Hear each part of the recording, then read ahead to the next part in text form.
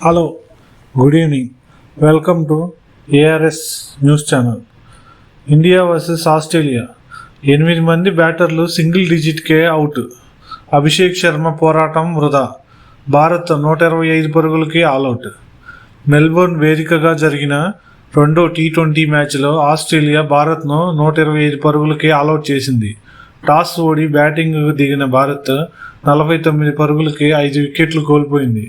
కానీ Abhishek Sharma 68 runs, Harshit Rana 35 runs పోరాటంతో 100 పరుగుల మార్కులో దాటింది. ఆస్ట్రేలియా బౌలర్ జోష్కు హెజల్వుడ్ అత్యధికంగా 3 వికెట్లు తీశాడు. టీమిండియా బ్యాటర్లలో అభిషేక్ శర్మ, హర్షిత్ రాణా మినహా మిగతా వారంతా సింగిల్ డిజిట్కే అవుట్ అయ్యారు. ఆస్ట్రేలియాతో జరుగుతున్న టీ20లో భారత్ 125 పరుగులకే ఆల్అవుట్ అయింది.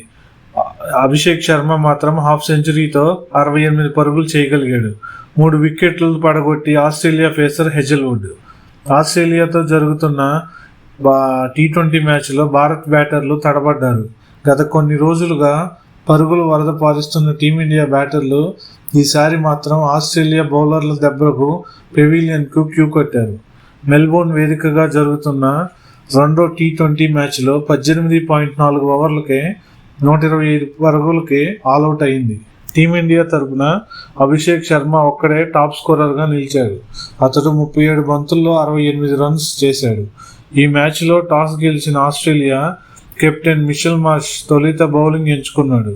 కెప్టెన్ నమ్మకాన్ని నిలబెడుతూ ఆ జట్టు బౌలర్లు సత్తా చాటి ముఖ్యంగా పవర్ ప్లేలోనే ఎక్కువ వికెట్స్కి తీయడానికి సాధ్యమైంది. ముఖ్యంగా హెజల్వుడ్ నిప్పులు చెరిగి బంతులను విసురుతూ భారత్ బ్యాటర్లకు బంబేలెత్తించాడు. ఒకే సెల్ఫ్లోనే 4 ఓవర్లలో కోటా పూర్తి చేసుకున్నాడు.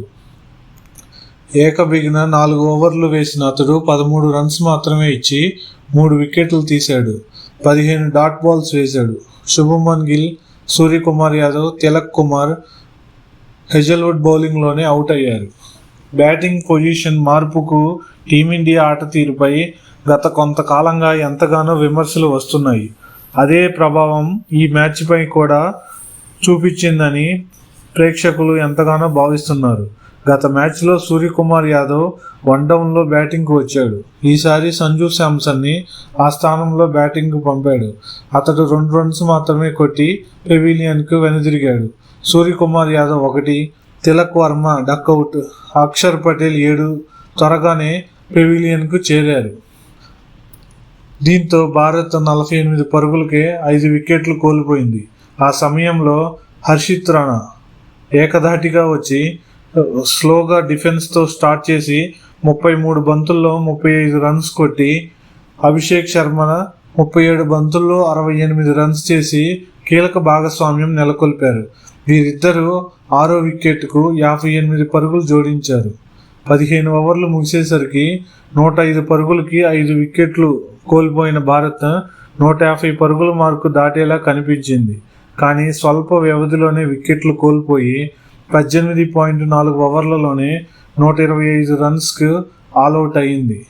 ఆస్ట్రేలియా బౌలర్లు హెజల్వుడ్కు అత్యధికంగా 3 వికెట్లు, స్టోనిస్ 1 వికెట్ తీశాడు.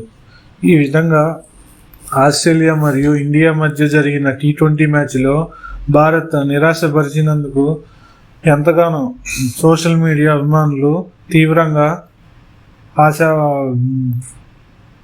Thank you for watching.